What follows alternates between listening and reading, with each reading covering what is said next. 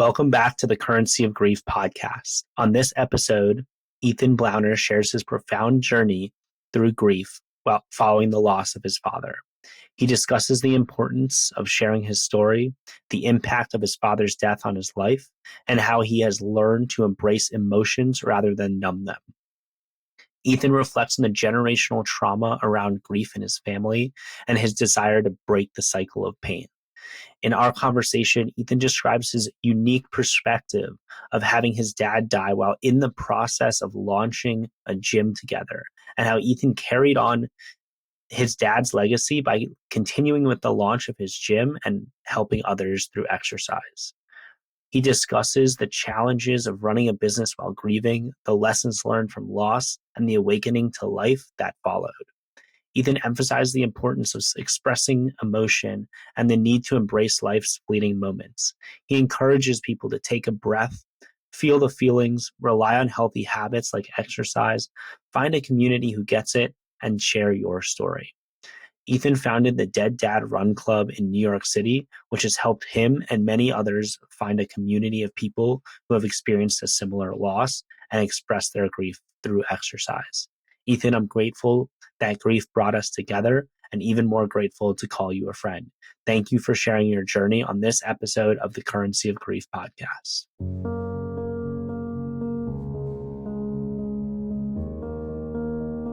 Thank you for joining us on the Currency of Grief podcast. I'm super overjoyed to have Ethan Blauner here on the podcast today. Ethan and I met through a UF connection. I went with my friend to a workout at Ethan's gym and was instantly inspired by the energy that he brought to his day, to his work, to his life. And afterwards, when I heard his story and all that he's doing, the rest was history. We instantly became friends. So Ethan, thank you so much for joining me today. My pleasure. Thank you for the warm and heartfelt intro. Your words mean a lot, so thank you. It's a pleasure. Of course. There's meaning behind it for sure. Ethan, I told you a little bit about this podcast and what I was doing. So tell us, what made you want to come on the Currency of Grief podcast and share your story?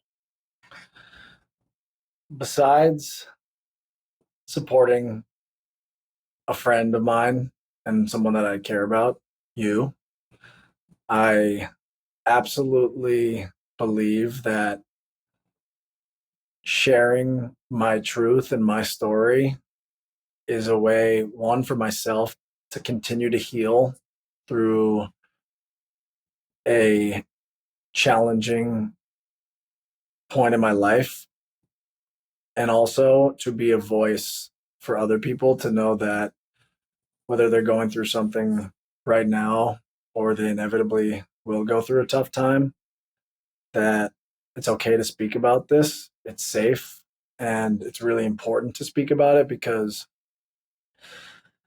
I feel that because I've been able to open up and share my story from an early point of my experience till now, being only really a year and 3 months or so, year and 4 months since my dad died, it's helped me process and really go through the grief journey, I believe, in a way shorter amount of time than most people are able to do. And I want to inspire people to be able to do the same and know that it's possible, especially when you have great people around you who understand not exactly what you're going through, but they can sit and hear your story and just allow you to express yourself. So I'm really grateful to be able to continue to share my story. And I'm sure one thing I've learned about sharing my story is there's always a small detail that I end up saying that I've never said before. And it sort of just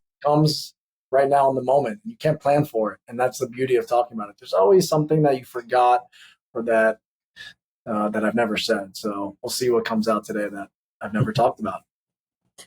And selfishly, I'm going to say I'm grateful that grief has brought us together and has brought you to the podcast. But more importantly, brought us to have a friendship that I know is going to last a long time. And I'm grateful for our open and honest conversation. So why not put it on the air for everybody to hear? And, but yeah, you alluded to it. You alluded to your dad's death. And so here in the Currency of Grief podcast, we kind of dive right in. Let's go, Feelings baby. come out. So let's do it. Let's dive right in. Ethan, tell us a little bit about your grief story and your dad. So before filming this podcast, a thought popped in my head, and it was a question that someone asked me, let's say 2 years ago. And they said, "What's your biggest fear?" I think it was on a run. I don't remember who asked me. Maybe it'll come to me. But I thought about it for maybe 5 or 10 seconds. And I said, my greatest fear is losing the ones that I love. I don't know if I had ever answered it that way before.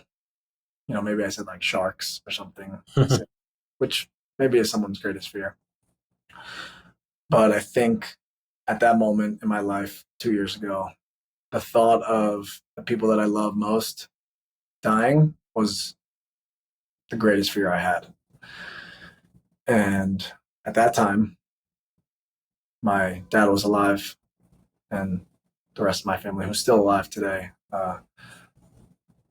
were alive. And so saying that out loud was like, okay, well, I'm just so grateful for the fact that all my loved ones are alive. And fast forward, let's say 7 months. I guess I said 2 years ago. So yeah, 7 months later, around October 7th, 2023, as many people know, there was an attack in Israel, and my dad, who was not Israeli but had lived in Israel for a few years of his life when he was about 20 years old, was heartbroken by what he saw going on. And he called me about a week after that and said, "I'm going to go to Israel." And I was like, "Dad, that's absolutely crazy. There's nothing you're going to do there that's going to really help, and it's dangerous." My dad was not one to listen to anyone else. If he was gung-ho on something, he was going to do it. Didn't matter who was in his way. And I think a few days after that, I got a call from my uncle telling me, "Hey, Ethan, I think your dad is on a flight to Israel right now," which didn't shock me because my dad had warned me. He told me actually not to tell my mother or my brother. And my parents were separated at the time, and my brother was in college, but he wanted to keep it between us, and I didn't tell anyone. And a couple hours later, maybe it was the next day, we got a call from him. And the way I describe it now is he was in the middle of a mental episode, a mental breakdown.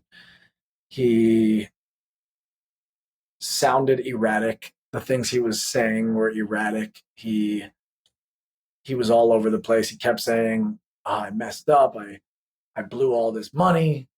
I made the biggest mistake. I should have," I think he said at the time, he's like, "I should have just bought a CVS. And instead I blew all this money." And we just kept saying, "Whatever happened with your mistake, it's okay. Even if you blew every dollar that you had, all we care about is that you're safe and you're healthy." And he just wouldn't allow himself to be forgiven. And I think that conversation ended, a few minutes later with him just saying he's going to stay in Israel and come back soon. And next day, we can't get a hold of him. His girlfriend at the time, we were worried. We were worried in that moment about him, obviously, because he just sounded so erratic. And his girlfriend at the time got in touch with him the next day And this is where it really got bad, because as soon as I got on the phone with him, we were doing a 3-way call. He was unable to even speak a lick of something that made sense. The hour that we were on the phone together was just him essentially crying. It sounded like he was a baby, and he was just screaming and crying. And at that point, I think I called my mom and I said, I just got off the phone with Dad for an hour, who was completely out of it. I might need to go down to Israel. And thankfully, he had visited a friend while he was there before this episode, who found him passed out in his hotel room, took him in an ambulance to the hospital, and they found out that he had drank a bunch of alcohol, took some pills, which was extremely unlike my dad. Growing up, my dad barely touched alcohol. I don't think I ever saw him take anything other than Tylenol or Advil. So once again, it was like, Mom, I don't know if Dad's going to come back here if I don't go and try and find him. And she was freaking out, of course, because she's like, you're not going to Israel. It's way too dangerous. And meanwhile, I'm thinking, well, if I don't go, like, no one's going to go. Like, I have to be the one to go. And an interesting part of this story was either that day or the day before, my cousin, who's a little older than me, his dad had died of cancer. He was in the hospital for a long time. His dad is actually my dad's first cousin. And so I think my cousin is my second cousin, or first cousin once removed. We grew up together. And I told my mom I might need to go to Israel, but I had to go to the funeral first for my cousin's dad. And I remember being at my cousin's funeral, and I'm watching him at the cemetery give a eulogy for his dad, who I grew up with. I spent many nights sleeping over at his house in Queens, watching baseball games, going to baseball games. And I'm watching him give this eulogy, and I'm thinking, am I going to have to do this in a week from now? So I couldn't even be present. I couldn't even grieve with my cousin because I was so focused on my dad is missing right now. And after that funeral, we being my uncle, my dad's brother, my cousin, my dad's nephew, and I decided there was no option. We had to go down. Thankfully, my cousin was willing to come with me, and my dad's girlfriend.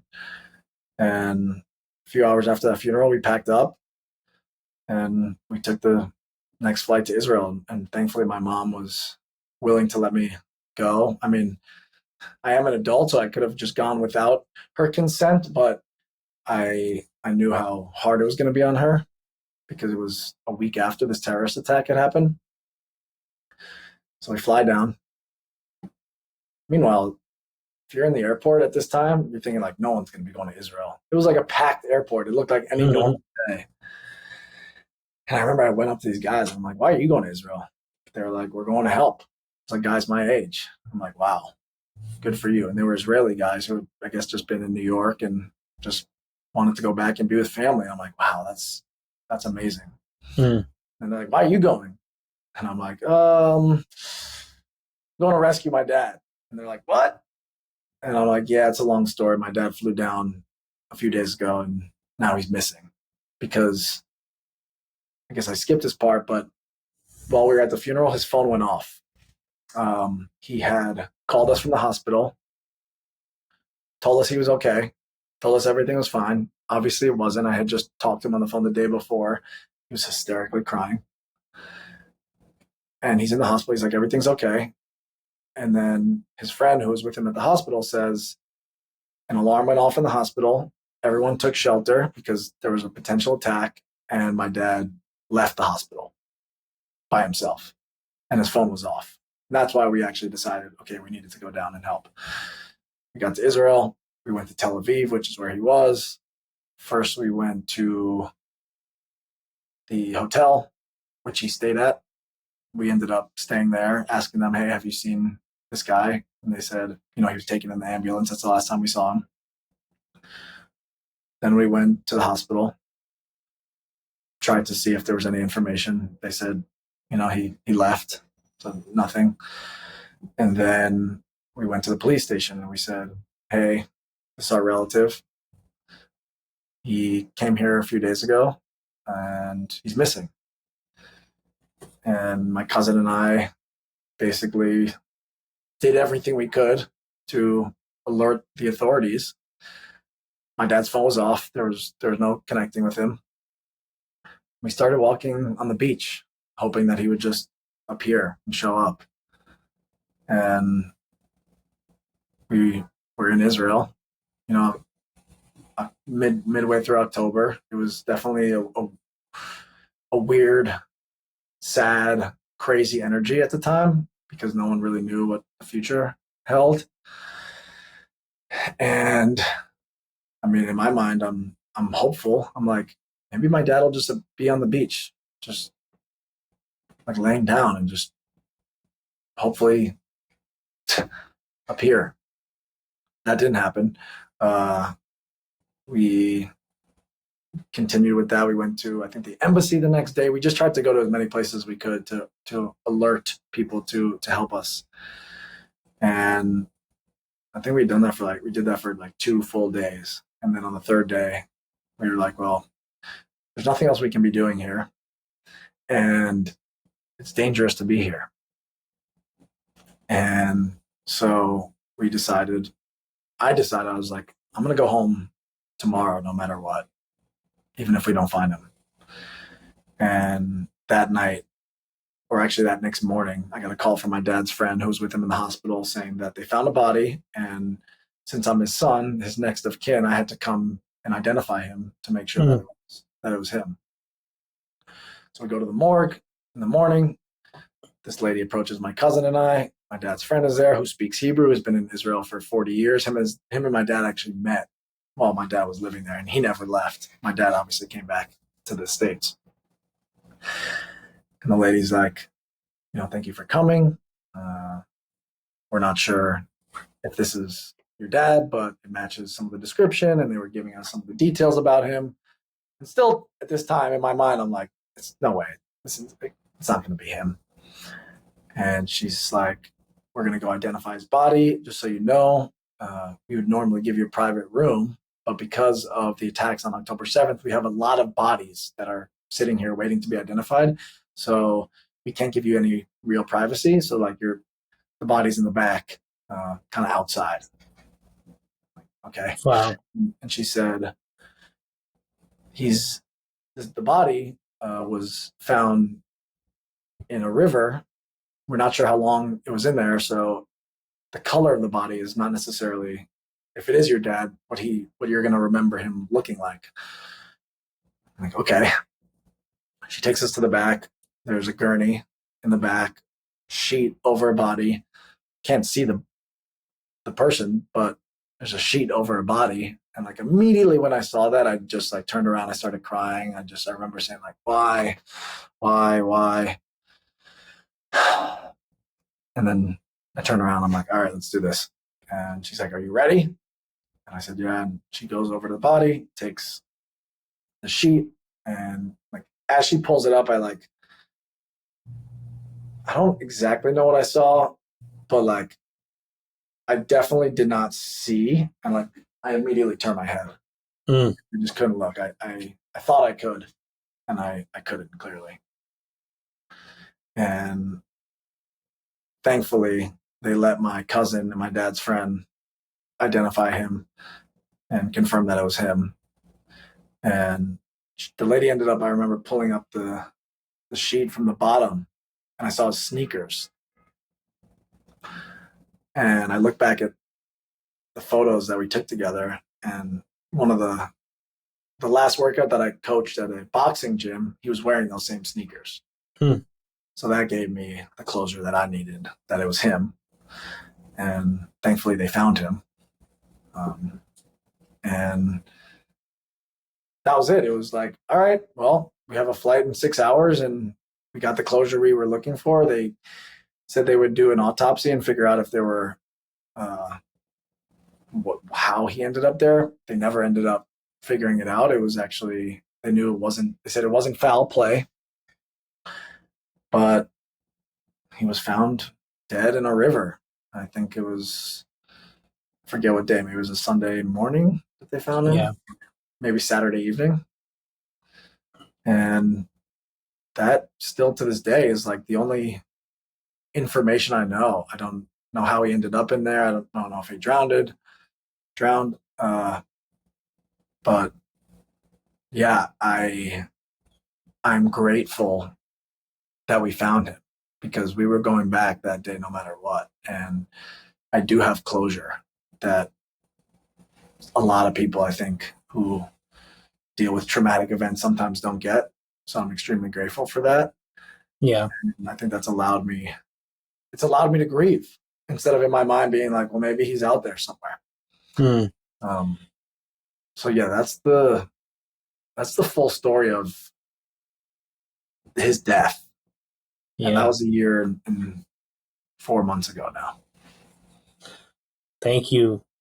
Thank you for sharing. Thank you for sharing all of that, those details, those thoughts, feelings, and emotions. There's so much irony around you being at your cousin's dad's funeral and thinking, like, going through this mentally and trying to be there for your cousin and going through it. Like, is this going to be me a week from now? And I could tell how difficult it probably was to hear your dad's voice in this manic episode. And not really, like, it didn't seem like he was him. So, I mean, what was your dad like before this episode? Like, what was he like when you were growing up? I talked to my partner Emily last night about this, and I haven't really thought about this in a while, but I'm happy I said it last night because it's how I'll explain him to you right now. There were very few moments in my life where my dad was calm and serene and relaxed. He was always all over the place. It was very hard to breathe around him and to relax. And I told Emily last night, I said, I wonder if that's why I'm so keen on turning myself into the most relaxed, meditative version of myself possible to offset all of the up and down nature of how my dad was my entire life. I mean, there were a few moments, maybe watching TV at night where he was distracted by something where it was like, You didn't really take a breath. Never. He was always energetic. And sometimes it was super positive and uplifting and could make me do something that I maybe normally wouldn't have been able to do myself, which was great. But a lot of the time it was intense. It was a lot to deal with. It was very impactful on my life and my brother as well, and my mom. And so, yeah, the manic episode in Israel was like a culmination of like all the kind of subtle manicness that he had for my whole life. And then it just like blew up. And it wasn't surprising. It was scary. It was sad, but it wasn't surprising. My dad was like super chill and normal. That might have been like, what the heck is going on? But it was almost inevitable because he wasn't treating himself for the 30 years or 28 years at the time that I was alive in any positive ways to help himself feel better. So what happens when you don't take care of yourself for 28 years? It builds up. Firsthand what happens.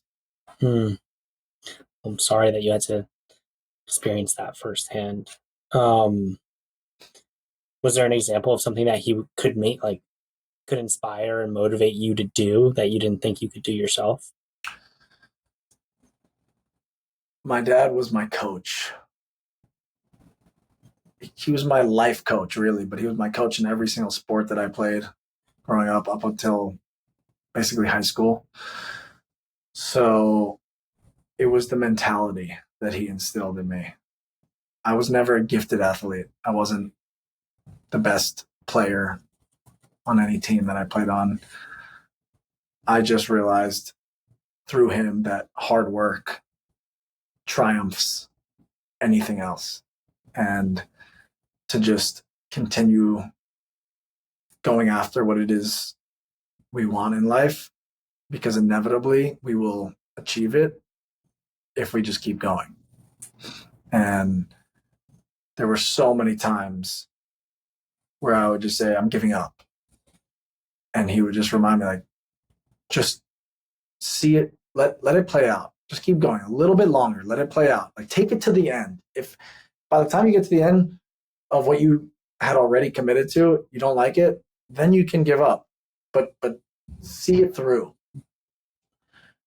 And I feel like that has allowed me to take that mentality into everything I do now, which is just, if I want something, let me get to at least the point that I said I would get to. Once I get there, if I want to give up and never do it again, okay. But if I'm going to commit to something, I'm going to do it. And I feel like that has benefited me in so many ways. And that is really all credit to my dad. Yeah, so it seems like he had a positive impact on your life, but also some things that, like, it was hard to be around him at times.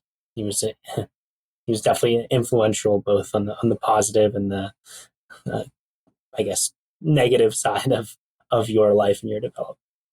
Yeah, and I think so many people can relate to having a father that brings so much good and love, but might equally bring so much trauma and pain. And it's this crazy balance that children have to deal with. What the heck? We're expected to deal with two human beings, hopefully, right? A mom and a dad. I mean, I'm blessed. I had a mom and a dad. Some people didn't. Some people didn't have either. Some people never have had a mom or a dad. So there's so much gratitude. I'm filled with gratitude. But what I was given was a dad who was crazy. He was crazy. And he was extremely loving. And I feel so much of that now. But it was hard to feel that when he was alive, because it was directed in a way that was really hard to receive. It was really hard to receive. And that comes from his own trauma that he probably got. He was the son of two Holocaust survivor parents who had both had essentially their entire families, except for a few members, all murdered.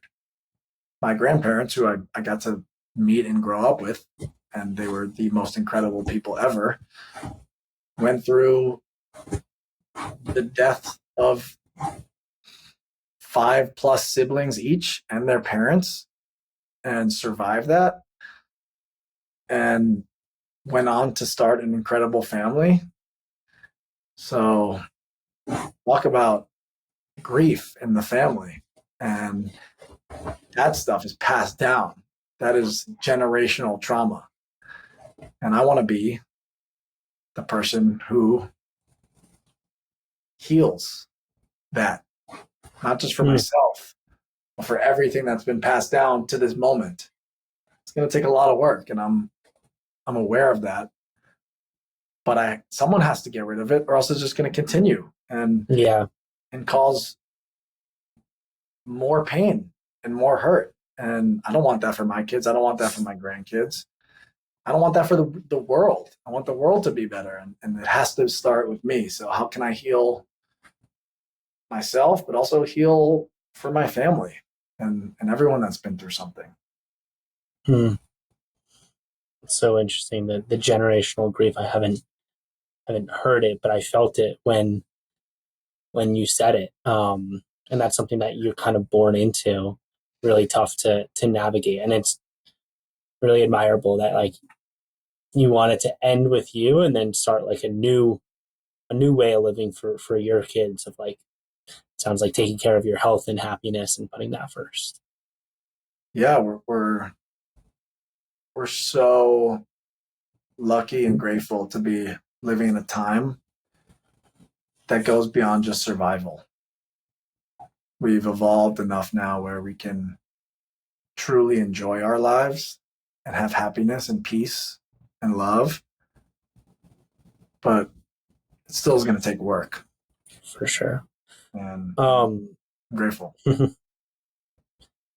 Ethan, what was one of the hardest and most expected things that you had to deal with immediately after your loss? You said hardest, and what was the second thing? Most unexpected. What stands out was early on, where I would tell the story that I just told to you about him being found in a river, and I would say it out loud, but I was numb to it. It felt like I was telling someone else's story. It didn't feel like it was my dad who this happened to. And I couldn't, that early on, process what had actually happened. I had put on like a protection mechanism to save myself from dealing with the hurt that existed in that moment. And being numb, to me, is way worse than having a deep cry and being really sad. I much prefer to go in my room and cry for 30 minutes than to not feel anything. So the hardest part for me was knowing I went through something really traumatic and not being able to feel it as soon as I wanted to feel it. And I want to be able to help people get to the feeling phase and feel comfortable and safe as early on as possible, because that numb phase is brutal. It's rough. Yeah. And I believe with the right environment and space and people, we can really expedite is the word that comes up, but it's taking something that, and I've met people who have been dealing with the death of their loved ones for 10 years. And they still struggle to talk about it. And that's not their fault. It never goes away. Yeah, they just didn't have the people around them to help them at the time. And I want to be able to help these type of people, because I'm only a year and 4 months in, but I will tell anyone my story. I will share anything that I need to, anything that I want to, in order, like I said before, to heal myself, but to show other people that it needs to be talked about. If you keep it up here or on your heart, it will not go away. Yeah. And you have to move forward with it. But I feel like that's this numbing stage. I think a lot of times it happens with the shock of something sudden, or even not sudden. You just feel numb. There's no playbook to prepare you for the death of a loved one. There's no playbook to prepare you for the grief that you feel after. There's no way to like prepare for that feeling, those feelings, that emotion that comes up, whether it's 5 days after, 2 years after, or 10 years after. You're just like, oh shit. This reminded me of my dad. And you can't really prepare for that. Like it's like numbing, it's paralysis. But I think what it sounds like you're saying is that sharing your story has helped you move forward with it and create community around your grief and your grief story. Yeah, 100%. Was there anything in addition to sharing your story or people that you shared your story with that allowed you to process, or did anything like feel right for you? Well, I think an important part of my story is this was all happening while my dad and I were working on opening up a gym together. And the gym, which the name had already been created, was actually going to be his. It was named after him. It was called Sid's Gym, SID''S Gym. He was investing in me in the business. We were talking about it every day. And a lot of the motivation and the inspiration behind why I was in the fitness industry in the first place and being an athlete and being healthy was because that's how I was raised by him and my mom as well. But he was the coach. So this gym was a, a partnership, a business, a project that we were working on together. And he died a week before we were going to soft open the gym. Mm. Wow. And I remember after the Shiva, it was like a Sunday night, and I'm thinking to myself,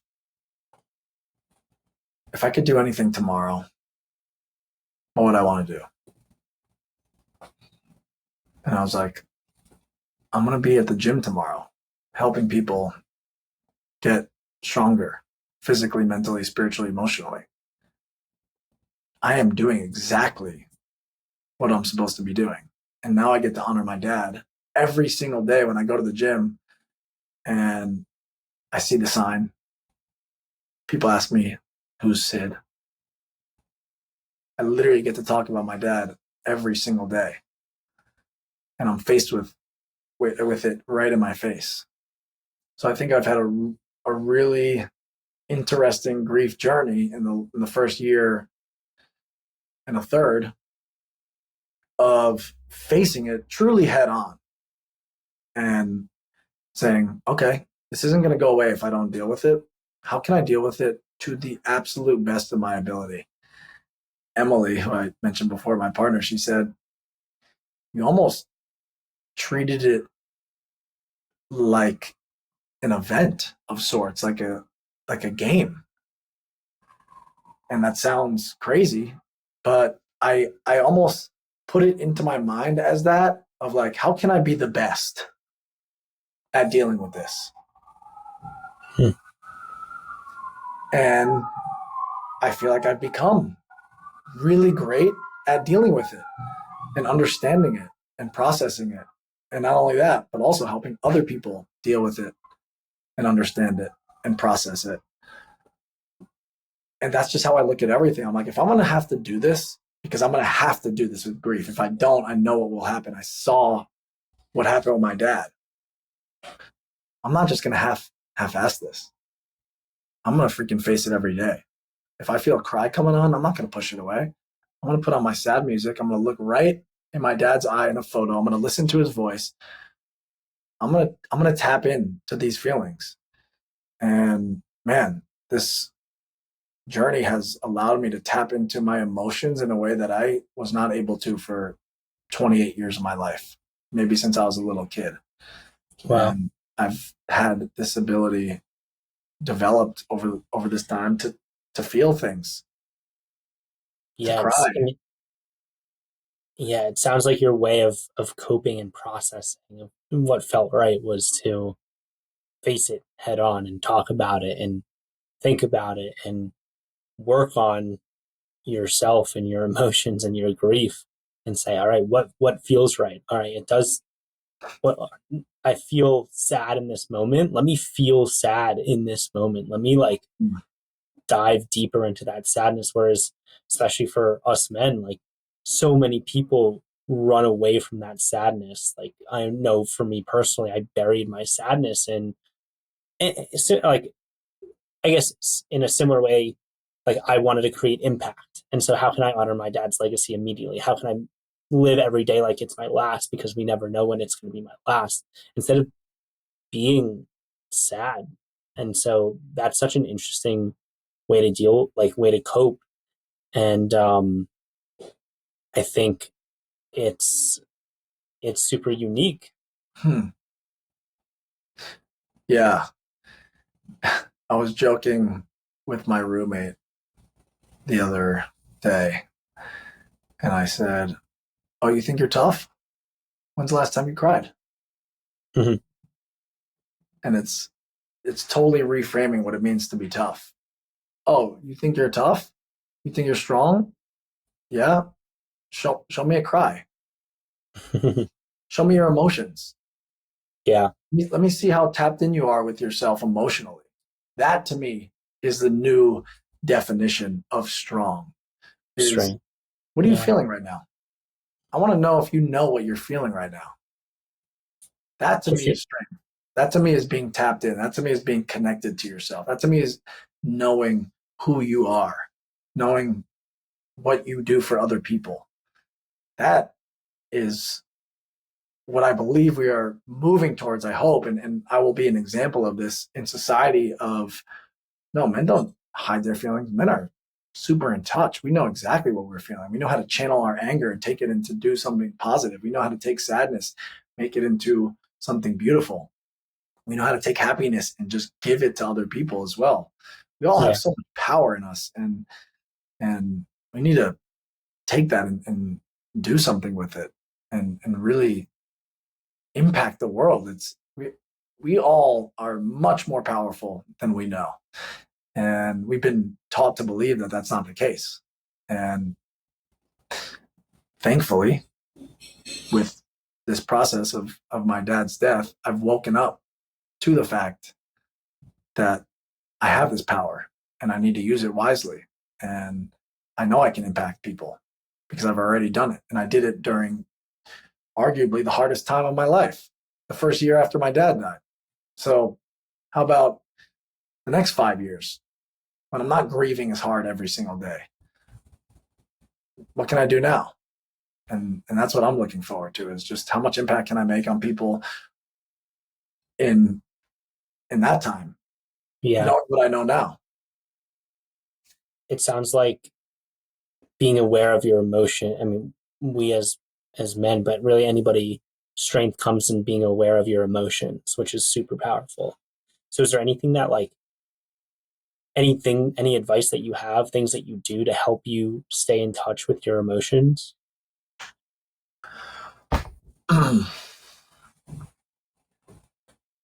Is it meditating? Is it breathing? I'll give you an example. This past Sunday, I did a graduation show for a comedy school that I was a part of. The comedy school was a 6 week class. Every Wednesday night, we did a class from 7 to 10 p.m. where we all went up in front of a group of about 15 or 20 people, and we would do 2 minutes of comedy, and then the next week we did 3, and then 4, and then we ended up getting to 5 minutes each. And then for the graduation of the class, we all got to go to Gotham Comedy Club, which is a super famous comedy club in Manhattan on 23rd Street, and we got to do our 5 minutes in front of the people that we invited and the other people that were invited by the other comedians. There were over 100 people there. Wow. My whole set from beginning to end pretty much was about death, grief, and my run club that I started, which I'm wearing right now, which you're a The part of, DDRC. the Dead Dad Run Club. The reason I'm bringing this up, and you asked the question, how do I get in touch with my emotions? On Friday, I told Emily, I said, I'm going to get in a good cry this weekend before the show. I'm going to let out some emotion. This was on Friday. I said, I don't know when it's going to happen, but before the show on Sunday, I will have a good cry. I'm setting the intention for myself to do that. It's like 5 hours before the show on Sunday. I said, Emily, I need some help. Can you sit down with me? And we sat down, and she said, all right, close your eyes. And she said, picture your dad, you know, picture him at the show. What's he wearing? What's he going to say to you before? What's he going to say to you after? Is he going to hold your hand? Is he going to hug you? How does he feel? What does he smell like? And I put on a song that I like to listen to and I want to really feel myself. And I started to feel it. I said, let me go in my bed. Let me lie down. I put on another song.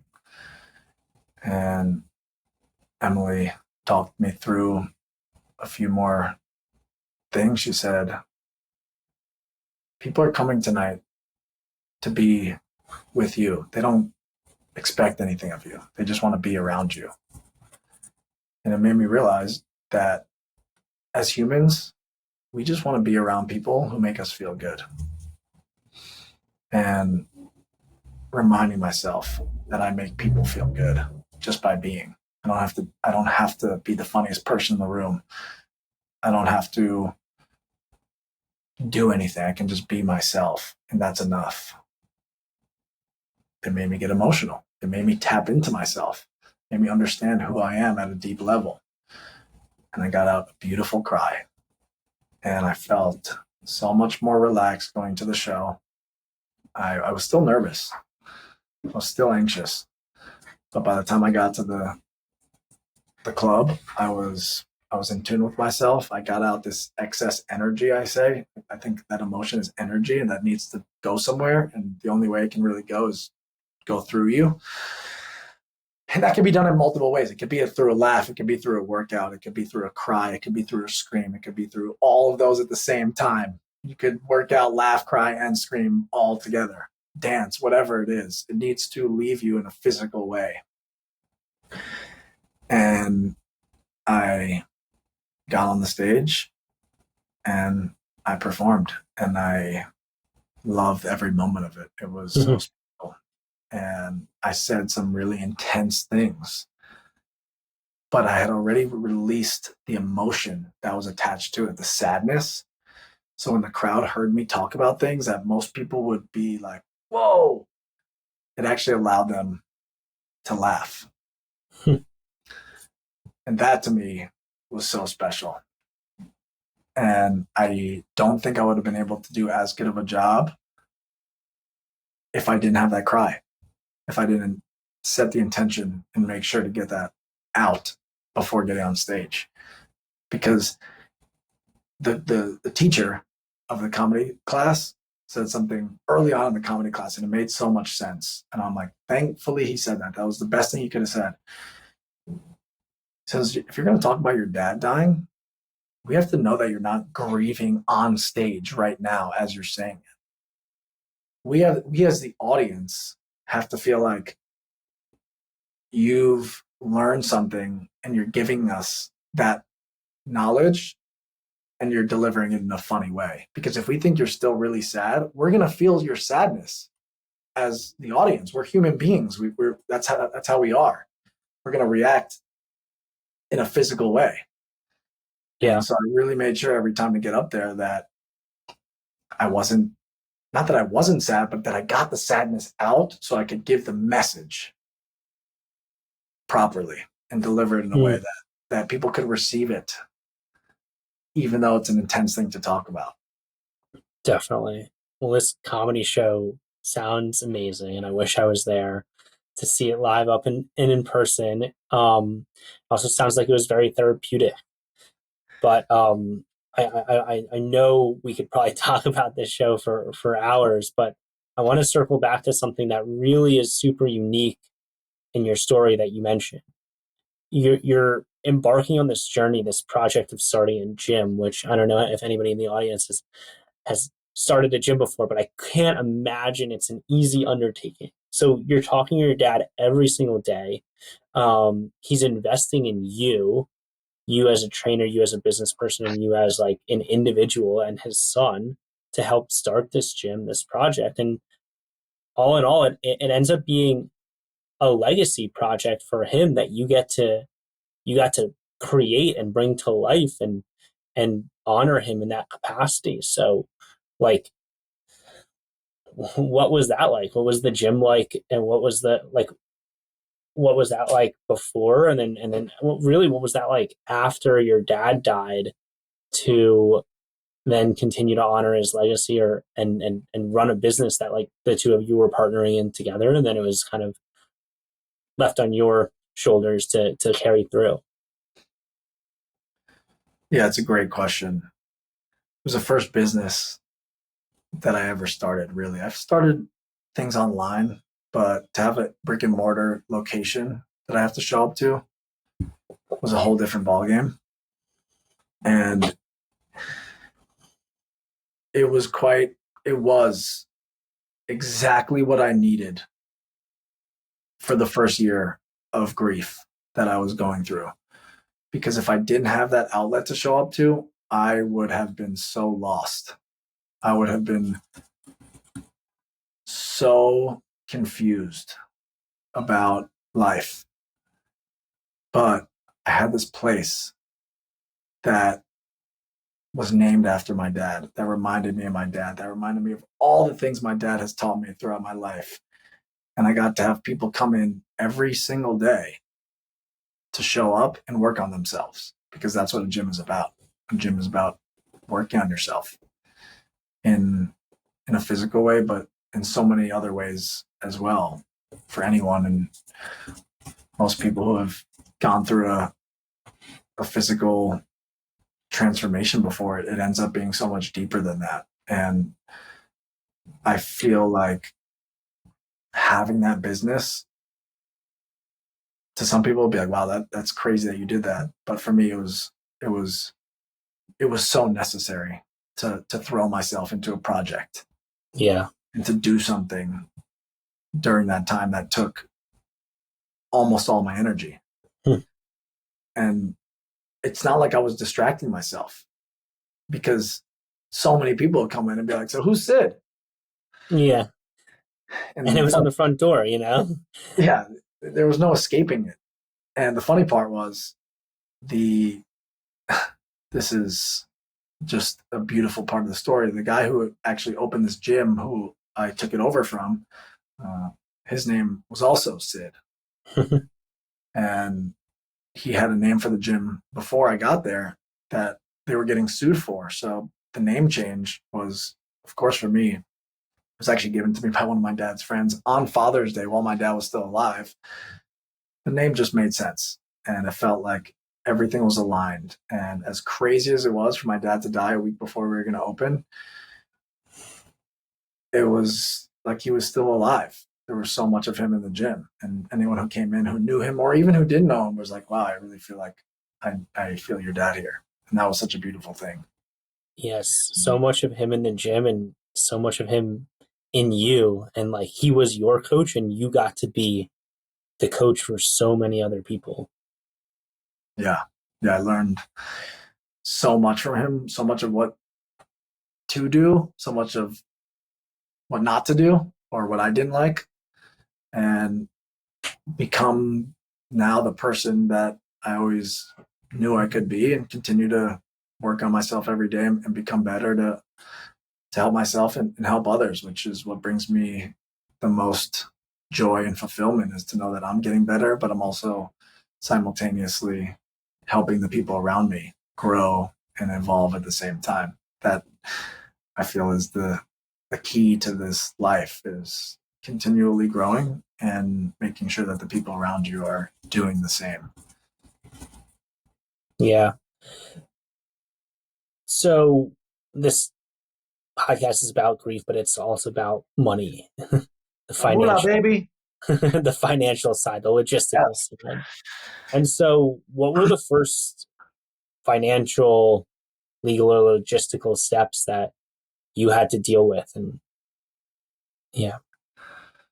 First thing was finding out if he had a will or not. And surprisingly, he did.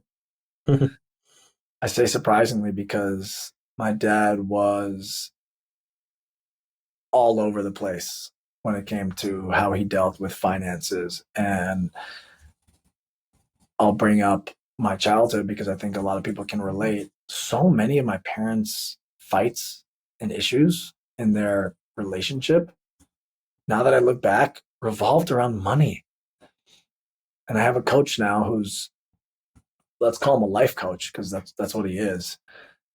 He asked me about my relationship to money, and the first thing that came out of my mouth when we had started working together was, "I hate money." He's like, why?" He wasn't taken aback. He's like, "Why do you hate money?" And I was like, "Because that's what my parents always fought over." So I always associated money with like my parents fighting. And imagine having a childhood where money is the reason that your parents are fighting. Why would I ever want to have money? I'm associating with like a negative experience in my life. So fast forward to the will, which he made, which as we know makes things a lot easier to deal with. I didn't know that at the time, but there were also things on the will that were shocking to my family. And while at the same time knowing my dad, nothing shocks me. He does things that to many people would seem crazy, but that's just who my dad was. And so I would say that's the first thing we did. And in a way, it was sort of a relief. But at the same time, it was like, Dad, really? You're giving this away? Like, is that really what you wanted to do? And can't ask him. But Yeah. we can only talk about it now and wonder where his mind was at the time. And to be specific, because I'll be as open as I can be, he gave in the will, I think this was like 2 weeks after his mom had died, he gave $500,000 to his girlfriend at the time in the will. I guess that's what he felt was hers. Yeah. That's tough. And it's tough to have obviously the family dynamics as part of it as well, which you can't really ask him now, like, is this what you meant to do? Is this like, is this someone that I should have a relationship with? Stuff like that. Yeah. What, in the midst of all this, what role did you take on? I took on the role of understanding what to do. So Trying to figure it out. I talked to my dad's friend who ended up being the executor of his will, which I didn't even know what an executor was. I still don't really know what an executor is, but I kind of have an idea. And so I'm just learning. I'm constantly learning. I feel like I know a lot, but I also know nothing. And so why would I need to have this knowledge if I wasn't dealing with this experience? And so now I have a lot more knowledge, and it was really just understanding, okay, so what happens now? I know we had a family business that my dad, myself, and my brother all owned.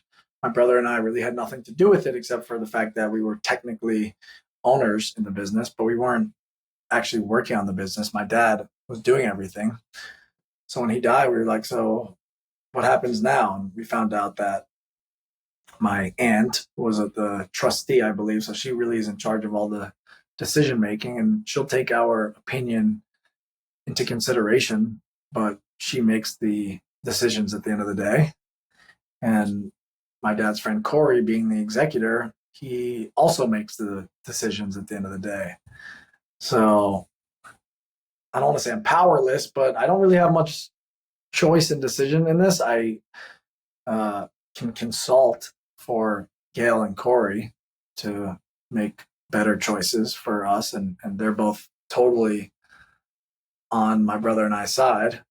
But yeah, in a lot of ways, I feel out of control of the situation. And to add to that, we found out that my dad owed a lot of money in taxes that he never paid. What's it like to feel? So, I mean, it seems like he had the outlines of a plan. There were some stuff that was done with intention. Um, but there's also these feelings of, hey, dad, like, how come you didn't pay these taxes? And hey, dad, did you not trust me to make these decisions? Like, I'm happy the way he went about it. My dad was a smart guy. He really was smart. And anyone who knew him will say that. He didn't necessarily use his intelligence to the best of his ability, but he was always the person I would go to for advice on something. And so the way that he structured this, I trust that he did it as best as he knew how.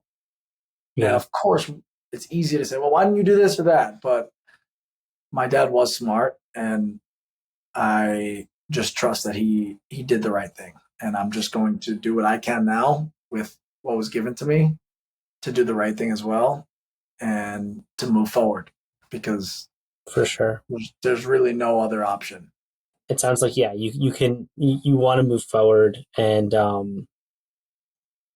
yeah, like he kind of he was smart, and you do honor his opinion. And was sure. Thinking about something, and it left my mind. But it sounds like you're grateful, like, for just the, like, kind of like getting to that point of understanding. Yeah. The fact that he left us with work to do and unanswered questions is par for the course with my dad. Him to leave it clean slate and fresh, no, that just wasn't him. He always made us do work for what we deserve. Like, I didn't expect for my dad to just leave us a bunch of money and be like, here you go spend the next 10 years of your life doing whatever. That wasn't my dad. So the way he left it kind of makes sense. And I told you in the beginning of the podcast, I would think of something to say that I haven't said it before. I haven't really thought about it in this way. Like, yeah, of course my dad made it hard. Of course he's going to make us work for it. Of course the businesses that he left behind weren't necessarily bringing in a profit. So if I want them to bring in a profit, I got to do the work for it. Of course he left just the right amount of debt where, like, we're not going to have to go into our own savings or accounts, but we're going to have to figure out how to pay that off. That's just, my dad would always do that and make us work for what we deserve. And I'm grateful for that, because I don't want something handed to me. I don't feel like that's deserved. I feel like I should work for what I get, and I will be rewarded for the effort that I put in. And that, it's like the gym. You don't just get a six pack tomorrow because you did one sit up today. No, the one sit up is great, but you got to do 2 tomorrow and 3 the next day. And you got to continue to work and work and work if you really want to achieve those goals. And if you take that mentality into everything else in life, it's a little bit easier to show up every day, because you know it's not just going to happen tomorrow. And it might not happen the next day either. But over time, it'll compound. It'll work out. I love the compound interest. Everything, a lot of things come back to compound interest, compounding the right direction, compounding the wrong direction. I love the parallels between personal finance and working out and personal fitness. But I mean, you mentioned the business, the gym. What happened to those things? So my dad left. Well, let's start with the gym, because we already talked about that. The gym opened, soft opening, early November 2024. 2023. Thank you. And for those keeping score at home. Yeah, thank you. 2023. And we actually had a grand opening party January 20th, 2024, was like our official opening. And actually 2 days before that is when we started DDRC, the Dad Run Club, which was on January 18th, which just so happened intentionally, of course, to be my dad's birthday. And I started the Dad Run Club with a childhood friend of mine, Sebastian, whose dad died, I believe, a year and a half or two before my dad. And we both grew up with each other and our dads. So he was well aware of who my dad was. And Dead Dad Run Club is still going every Sunday in Central Park. But Sid's gym is, at least the brick and mortar, is officially closed. We closed in November for a variety of different reasons. The main one being that through this process of grief, I've come to a lot of realizations about who I am and what I want in this life. And one of the big ones was that fitness and health, as much as I love it and I will practice it my whole life, so much of it was being put into it from my dad and other people versus me actually wanting it. And even on a broader scale, I'm realizing how much of what I do in my life is like, is it what Ethan wants, or is it what like society and other people want from me? And really being able to tune into myself and say, no, what do I want to do in this moment? Who do I want to be? Forget about anyone else's opinion, because the one opinion that really mattered to me is no longer here. The one opinion, the one judgment in my life that really made me make decisions in a specific way was my dad. And so over this last year, I realized, man, I feel like I've been doing so much to appease and to please other people, specifically my dad, and I don't need to do that anymore. And I'm free to make decisions. And that was the main reason for realizing I don't want to be a gym owner. I don't know if I ever wanted to be, but it felt right. And when my dad was alive, it felt like a good thing to do. And I'm so grateful. It was an incredible experience. But that's not my life path. That's not my chosen life journey. I can choose whatever I want. And that's a freeing feeling. It's challenging because we have unlimited choices in this life, and we got to choose something at the end of the day, or else we'll just be constantly roaming around. Yeah. But especially in New York City. Yeah, amen. But the gym was an amazing experience, and the businesses that my dad left behind are still up and running. He bought in 2019 a formerly privately owned zoo that closed like 15, 20 years ago, and they turned it into a boutique Airbnb on a farm that has some goats and chickens. And so now my brother and I are the co-owners of that, and we're figuring out what we want to do with the property and how we can grow it and turn it into something beautiful. So that's another project. And that's aside from sort of my own personal endeavors that I am pursuing now, a lot of them being in the creative field, like comedy. I really have fallen in love with writing and turning some of that writing into music, specifically rap and hip hop music, which I grew up listening to, and using my grief, channeling that grief into power and turning into art, which can heal myself and other people, hopefully through the music and the art that I create. I love that. I love all the things that you're doing to channel into your emotions and the creativity side, because so many people are stuck in, like you said, stuck in their day-to-day jobs. And it sounds like your grief allowed you, the death of your dad allowed you to pick your head up, say, what do I really want? What do I really want for me in my life? Yeah, I want to describe it to you and to those of you listening as an awakening. I didn't appreciate life the way I do now. And because my dad died in a way that happened so quickly, I feel like there was so much that I wasn't able to do with him that I now want to bring into this world and share with others. And it'll never bring back my dad or allow me to connect with him. But by doing it with a stranger or with a friend or with a significant other or with a family member, it honors my dad and it reminds me that anything can happen again. If it happened once, it can happen again.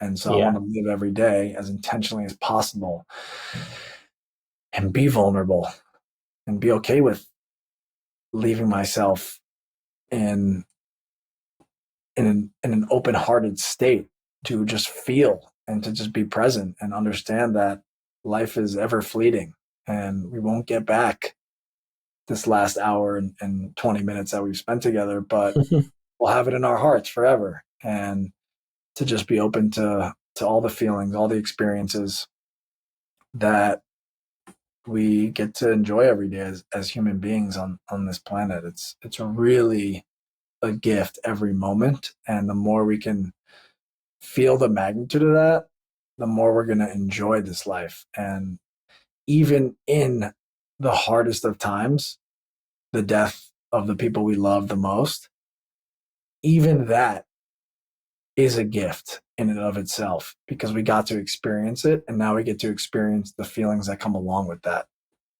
The intensity of the sadness.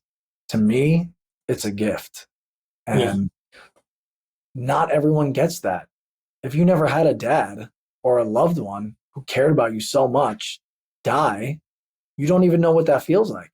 So I feel truly grateful to now have these experiences and these feelings that would have never happened had I not gone through this experience.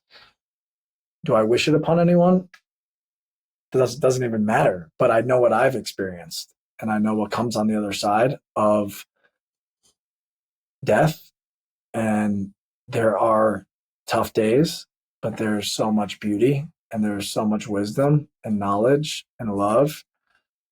And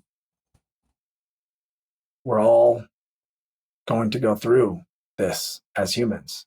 We will all eventually die ourselves. So why not get used to it right now to prepare ourselves for our eventual death and what that looks like or feels like. It's part of the mission of the podcast is to talk about it. Amen. I think a lot of people who've experienced a loss and grievers experience that awakening of exactly what you said of like, it kind of, you look up, you wake up and you're like, wow, my time here is fleeting. My time on this earth is fleeting. And then I think it's really great. And I think I also share a lot of gratitude of my experience because it's led me down the path that I've taken, the path to serve people like us who have experienced a loss, and my path to experience camps and how meaningful that is to me now, and the path to running the New York City Marathon, which we did together. There's so much gratitude that comes from it, which is so ironic. I want to pivot to something. Do you want to talk about that? Just one line, and it's my roommate showed me a video with Will Smith, and he says, God put the most incredible things in life on the other side of fear. I told someone 7 months before my dad died that my greatest fear was the death of my loved ones, losing my loved ones. And God was like, all right, here you go. What now? There has been so much growth in myself over this time and so much wisdom and so much love that I've acquired through this process that I can only say, thank you. Thank you. Yeah. I want to go back to one thing that's super unique in your story, which is the business, and you're in the business with your dad and like a partnership. So, really quick, like if anybody is in business with someone who does die, a loved one who does die, what steps should someone take, maybe logistically, if that happened in your story? And I just want to say, like, the courage for you to continue to move on with Sid's Gym is pretty amazing. Yeah, it definitely, first thing is, it will immediately show you if what you're doing is what you're supposed to be doing. Because sometimes you can do something with someone else just because it's a fun idea to do with another person, which I feel like a lot of people get into. It's like, let's start this. But a lot of the excitement is just the act of actually doing it with someone else. So when my dad died, it allowed me to, I asked myself, is this what I want to do? And the answer was a resounding yes. This is what I'm meant to do. I'm meant to go to this gym tomorrow and help people. So the first thing to do is sit with yourself and ask, am I doing what I want to be doing? Not what this person who I was partnered with, who just died, wanted me to do. Is this my journey? Is this my path? If the answer is yes, you'll figure out a way to keep going. You'll figure out a way to do it. You'll make it happen. But if there's doubt, if you're like, oh, man, I was only doing this for the other person, end it right there. Save yourself the heartache that will come from doing something that you're not really 100% invested in. And would I go back and change anything? Absolutely not. I learned so many lessons, and I'm so grateful for all the people I met. We might have maybe not met had I not started the gym somehow, but yeah, that's the number one thing is ask yourself those hard questions, and then allow yourself to be honest and say, Yeah. yes, I want to do this, or no, this is not really for me. And then figure out how to move forward, with whatever choice that you make. Whatever that may be. Yeah. You started off our money conversation around the fact that money was something that you hated, that you never wanted to talk about, that created friction in your family. And so how has this experience changed the way you talk about money, and maybe even planning for your own family in the future? I am working hard on changing my entire beliefs around money and allowing myself to not just look at it in a physical, tangible way, but more of a spiritual way. That if I work hard and I do the right things and I serve others and I fulfill my purpose and my mission, money will come, and there's an abundant amount of it that exists. And I will work towards earning and receiving that money that is meant for me by just continuing to take action and do work, and not limit myself on, oh, I can only make this much, or I should only work towards this goal. I want to completely change the way I look at earning, and know that I'm setting my own boundaries and I can achieve them, because everything I've really wanted to do money wise, I've done. And now I look back to myself as a child. I would get all my friends during the winter after a snowstorm to come together, grab our shovels, go to the rich area near our neighborhood and shovel snow, knock on doors and ask to shovel snow. I've been loving the idea of working for my money since I was a kid, and really just getting back into that mindset of, okay, if I want this person to give me $20, like I got to shovel their driveway. They're not just going to give me $20. How can I offer value now as a 30-year-old for people where they're willing to give me their hard-earned money for something that I can do for them? And it's realizing what my skills are and what my value is that I bring, and just saying, okay, well, can I build a business off this? Can I make things happen that will benefit people? Because at the end of the day, if I can help someone, it's worth something. How much is it worth? Well, I sort of can make that judgment myself.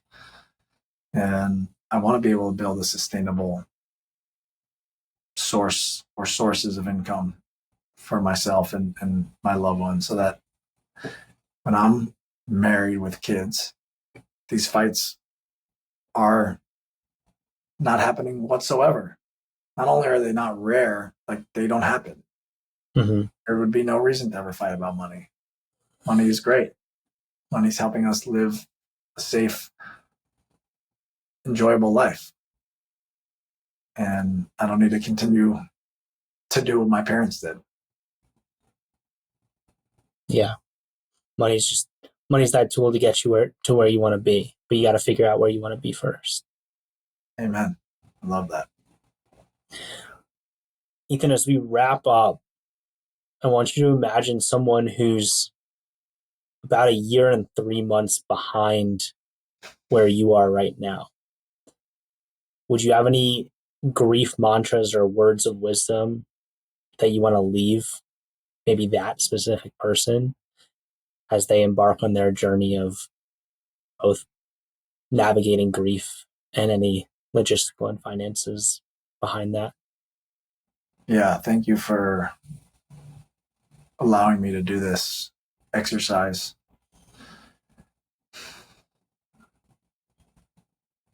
Take a breath. Know that you're alive. Know that whatever you're going through right now is temporary, whether it be good or bad. And know that there are people and resources that are meant to help you during this time. And whatever feelings come up, whatever thoughts come up, just allow yourself to feel them, to not judge them, and to allow them to pass through you in as healthy a way as possible. My advice is always turn towards exercise, towards meditation, towards breath work, towards community, towards healthy habits, good sleep, good nutrition, all the things that make your body feel good and allow you to really tap into the deeper parts of yourself that need to go through these emotions. I was so disconnected from my emotions for so long that it was weird when I started to feel things for the first time. And just know that those feelings are beautiful. It's what makes us human. And talk about whatever you're feeling and whatever you're going through. Share your story. Someone wants to listen to it. Someone will benefit. And you might not even need to be asked about it. Just share. And someone's going through something that you'll help them with by sharing your truth. And I love that. Let's all just help each other. Yeah. Take a breath, feel the feelings, revert to exercise and healthy habits, find your community and share your story. Love it. Ethan, you've alluded to it a couple times, but how can people find you, and tell us a little bit about the community that you've started, the Dead Dads Run Club? Yeah. Well, you can find me somewhere in New York City, but definitely everywhere in New York City. Yeah, definitely Sunday mornings, 9 a.m. We meet at Columbus Circle inside of the shops at I don't know if I think I said 9 a.m. on Sundays, and we run a 5K in Central Park with Dead Dad Run Club. We go at a very manageable pace. We actually had someone walk the other day and they just did half of what we did while we ran. So feel free to come even if you don't run. And it is a beautiful space to just, like I said before, share your truth with people who understand exactly, or at least close to what you're going through, because we've all gone through uh, our own experience that is similar. And there's nothing like being around a bunch of people who can really hear you and listen to you and allow for you to just speak your mind and your truth and your heart, and then go do something really positive, like run around a park in the best city in the world. We're definitely going to expand what we do, but for now it's a very tight-knit small group. And as we grow, I'm excited to just continue to help people and heal each other and allow that healing to compound and help others who will need it or who are in need of it right now. Amazing. I love that you put that group together. I love that you've reverted to the healthy habit of exercise and running. And I can't tell you how much I appreciate you coming on the podcast to share your story, to be with us, and to share so much valuable advice and insights about your journey. And I guarantee people will be able to take something away from this in their own journeys. Thanks, Justin. It's a pleasure to be here and to be chatting with you. I always feel better after our conversations, whether they be quick ones on the phone, or I am so grateful for your help and what you're doing for me and for so many other people. It's so necessary, and I've learned so much, and I hope that my voice can be a way to uplift and inspire others. So feel free to always reach out, and I'm always here to listen. One of my favorite things is just to allow people to share, and I learned so much from listening. So thank you. Awesome. Well, thank you, listeners, for joining us on this episode of the Currency of Grief podcast with Ethan Blauner. We'll see you next time.